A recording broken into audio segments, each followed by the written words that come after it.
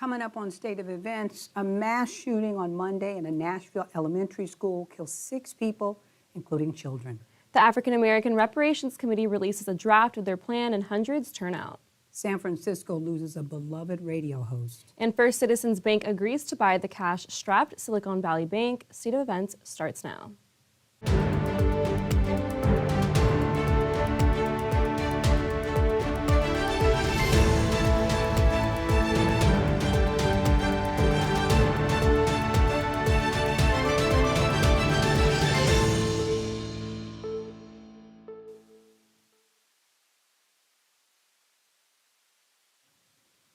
Good afternoon and welcome to State of Events. I'm Daphne Young. And I'm Sophia Villalba. First up today, a horrific mass shooting occurred Monday in Nashville's Christian Elementary School, which killed 6 people, including 3 children. According to local police, the shooter was a former student of the same school and had planned the murder by drawing out a detailed map of the school building and also bought 7 guns before the attack.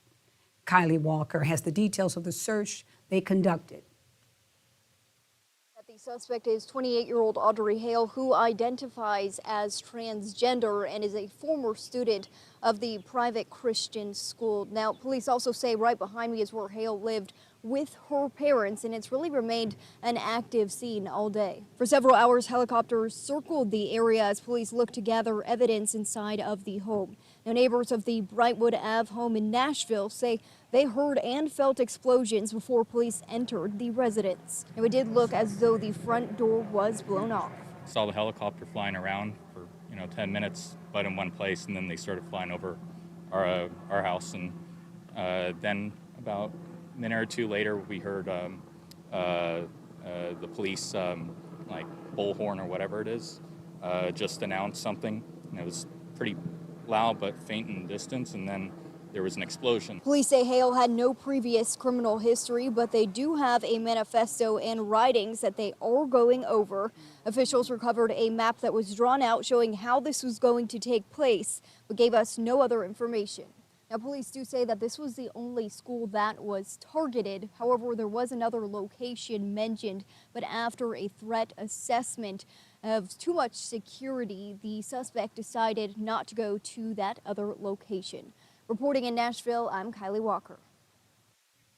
The San Francisco National Association for the Advancement of Colored People says it doesn't support the recent reparations plan that was presented to the Board of Supervisors last week.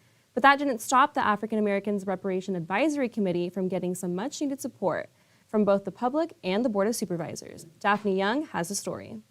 Despite the rain, supporters of the San Francisco reparations effort showed up in force on the steps of City Hall on March 14th.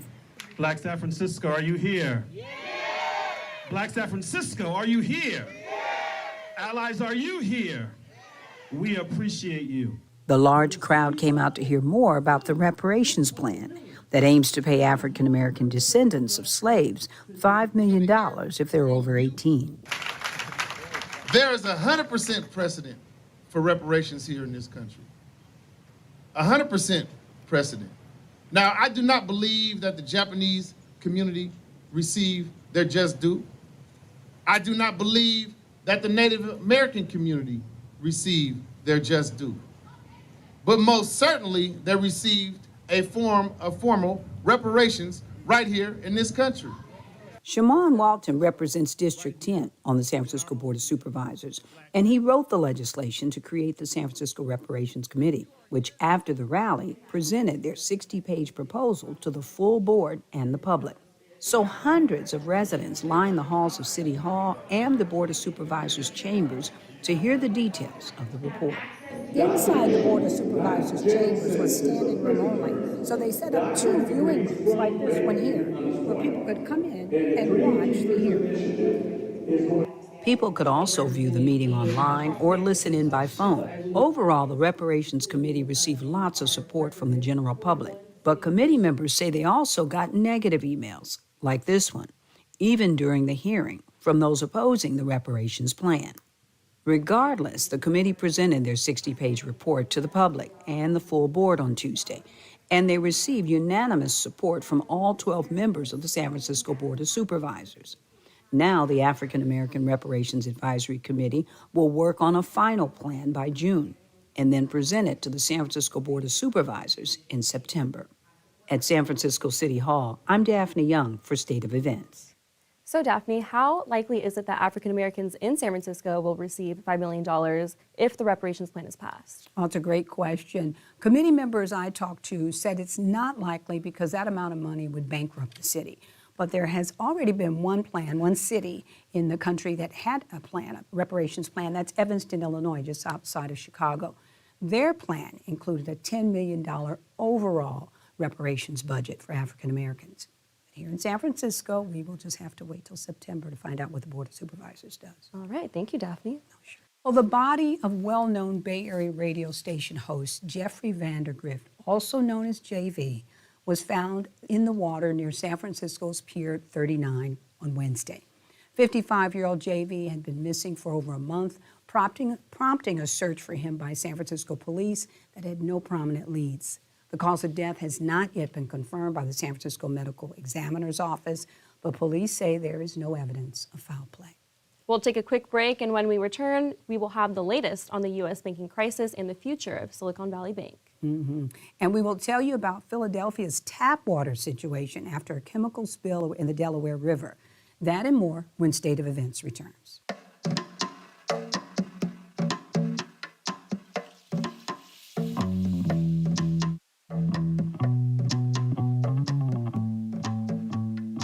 Minds can achieve anything.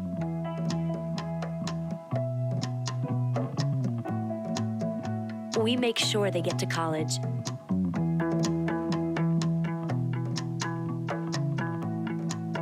Federal student aid provides more than $150 billion in grants, loans, and work-study funds to make college possible for anyone with the mind to get there.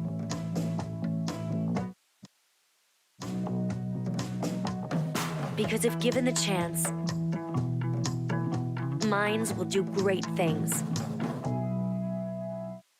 Federal Student Aid, proud sponsor of the American Mind. Learn more about money for college at studentaid.gov.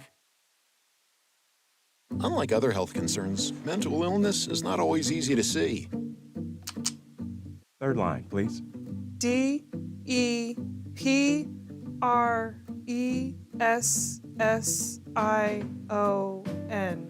Mental illness doesn't show up on a scale. Bipolar? Sorting out a mental health concern is not something to attempt on your own. Anxiety. I thought so. Like many health conditions, help for mental illness takes professional diagnosis and treatment. And the sooner you seek treatment, the better. Look at that. 6,000 steps and PTSD. If you or a loved one has a mental health concern, don't go it alone. Find out what to do. For 24-hour free and confidential information and treatment referral, call 1-800-662-HELP. Learn more at samhsa.gov. Welcome back to State of Events. Citizens Bank is buying most of the California-based Silicon Valley Bank, whose failure last month had rippling effects across the globe. This much-awaited deal calms the depositors and investors whose money is still trapped in the Silicon Valley Bank. While the deal boosts confidence within the U.S. market, federal officers strongly believe that the bank's internal mismanagement is the reason behind their failure. Residents in Philadelphia remain concerned about their drinking water. After last week's chemical spill in the Delaware River, city leaders say for now the water is safe, at least through Wednesday night. We get the latest now from John Paul. The leak from this plant in Bristol, Bucks County has been repaired, but the damage is done. At least 8,100 gallons of a toxic chemical spilled into a creek on Friday, sparking panic and concern. Those concerns reached the White House. We're told President Joe Biden was briefed on the situation and was in contact with Mayor Jim Kenney over the weekend. The mayor spoke late this afternoon.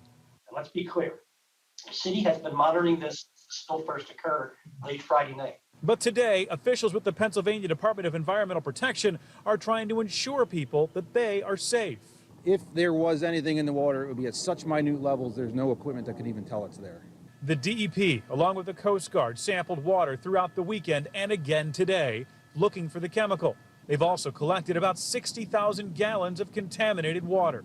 Officials are concerned that chemicals could get into the water supply through treatment plants along the Delaware as it travels south. The DEP and the Coast Guard focused their testing near 3 water treatment plants: Delran, Aqua Bristol, and Baxter. We are constantly monitoring and testing the water to ensure the health of the public. Those water treatment plants are also testing for the chemical in their supply as well. So far, it has not been found. I talked to the Delaware Riverkeeper today, who says she was not told about this situation until well after it happened. She's concerned about the lack of information. We don't have good quality information coming out regularly so that people actually know what is happening in this system. After 3 years of severe drought in California, Governor Gavin Newsom has ended some of the state's water restrictions on Friday due to a winter of numerous storms, adding more water to the state's reservoirs. Now, Newsom did not declare that California is officially out of a drought, but did say he would stop asking residents to cut their water usage by 15%. Water shortages, however, will remain along the California-Oregon border and in Southern California, which relies heavily on the Colorado River system to supply water to its dense populations. Yeah, well, coming up after the break, we'll tell you more about the spring break rush and surge in travel demand. In the latest in sports, we'll bring the scores of this past weekend from SF State's baseball and softball matches. Don't go away. State Events will be right back. I got you. Oh, yeah, I got him. That stupid controller froze again. You're only saying that because you're losing. Bet you bought the cheap one. My controller is junk too. Is this even real? You're spending less, so... Yeah? We'll just buy it again? Smart kids. Who are you? Or what are you? Hey, I was wondering if you guys wanted any... OMG, it's McGruff. Yes, I am. He's not my Uncle McGruff, the crime dog. He's an imposter. He's a fake. Oh!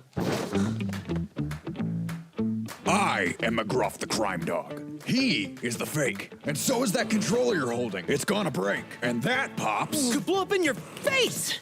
That's right, Scruff.